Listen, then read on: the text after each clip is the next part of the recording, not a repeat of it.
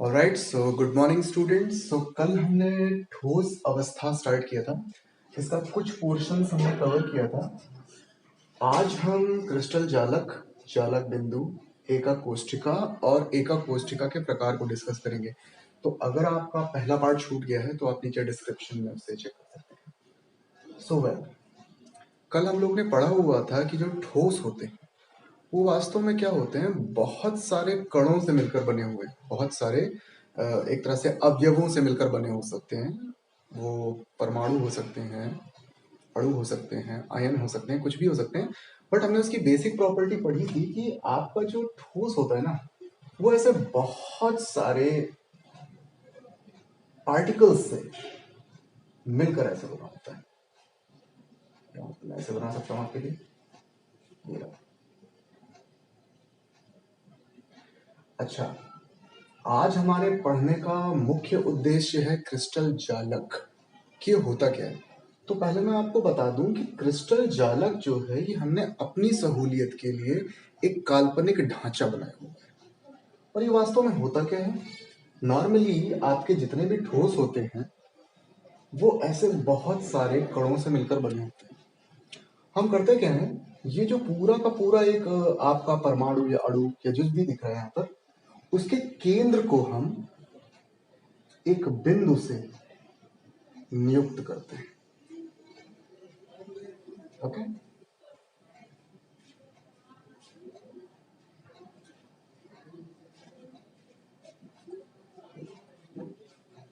तो कहने का मतलब है इन गोलों के स्थान पर हम इन बिंदुओं को रख सकते हैं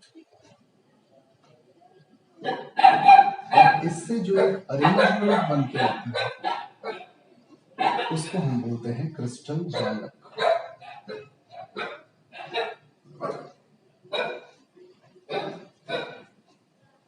ये ऐसा कुछ बहुत साफ सुथरा नहीं है, बस केवल आपको समझाने के लिए मैंने यहाँ पर ये बताया था कि नॉर्मली क्रिस्टल जालक होता क्या है। बहुत सारे कण जिनसे आपका ठोस बना हुआ है उनका एक सुव्यवस्थित संगठन होता है, और यहाँ पर आपको दिखाने के लिए हम उन परमाणु की जगह इन बिंदुओं का इस्तेमाल कर रहे हैं। ओके, इसमें एक जो बिंदु है उसको हम कहते हैं जालक बिंदु। यानी कि ये सब वास्तव में है क्या, एक तरह के जालक बिंदु हैं। और ये कर क्या रहे हैं, ये पूरे के पूरे एक परमाणु के लिए हमने उसकी जगह एक बिंदु रख दी उसके केंद्र में, ताकि हमें पढ़ने में आसानी हो जाए, हम उसकी संरचनाओं को अच्छे से समझ सकें। तो इसी तरह मैं इसको थोड़ा और बना देता हूँ समझाने के लिए आपको।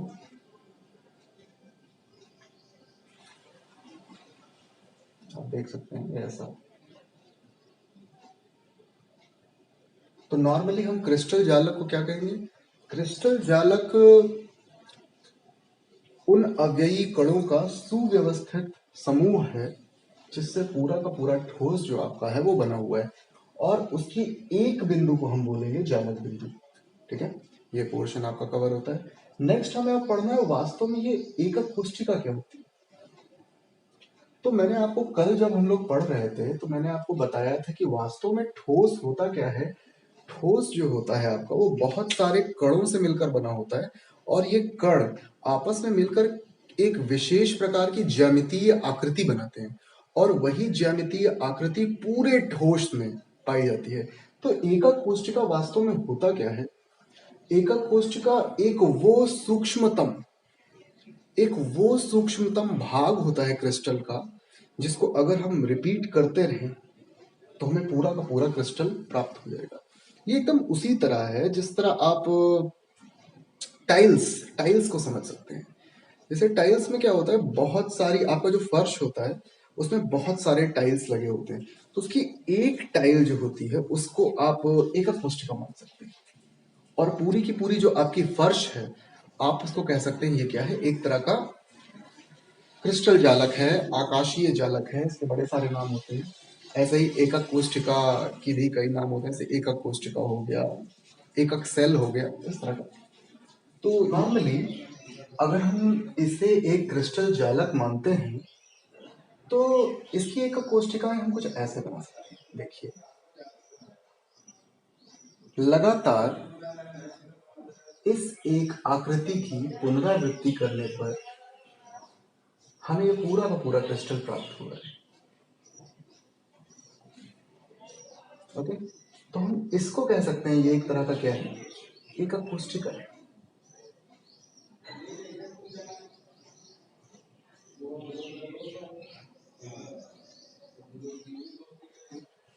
ओके, तो मेरे ख्याल से आपको एक आइडिया लग गया होगा कि एक एकक कोष्ठिका होती क्या है।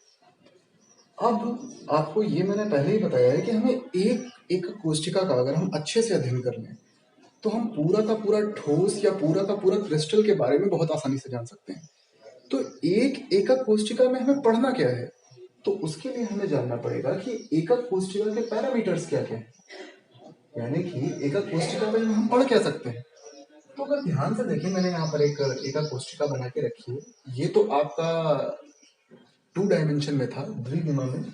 ये मैंने एक क्यूब बनाया हुआ है यहाँ पर, यानी कि 3 डायमेंशनल एक इस एकक कोष्ठिका का रूप। तो वास्तव में एक एकक कोष्ठिका में हो क्या सकता है, 3 इसके साइड्स जिनको हम ए, बी और सी से डिनोट कर सकते हैं, लंबाई, चौड़ाई और ऊंचाई, और तीसरा इनके बीच का एंगल, इसको हम अल्फा, बीटा और गामा से डिनोट कर सकते हैं। तो अलग अलग तरह की एकक कोष्ठिकाएं इनके आधार पर समझी जा सकती हैं। हमने अभी तक जितने भी ठोस के बारे में अध्ययन किया और उसके बाद हमें अलग अलग तरह की एकक कोष्ठिकाएं मिली, उनका इस हिसाब से आप आधार समझ सकते हैं।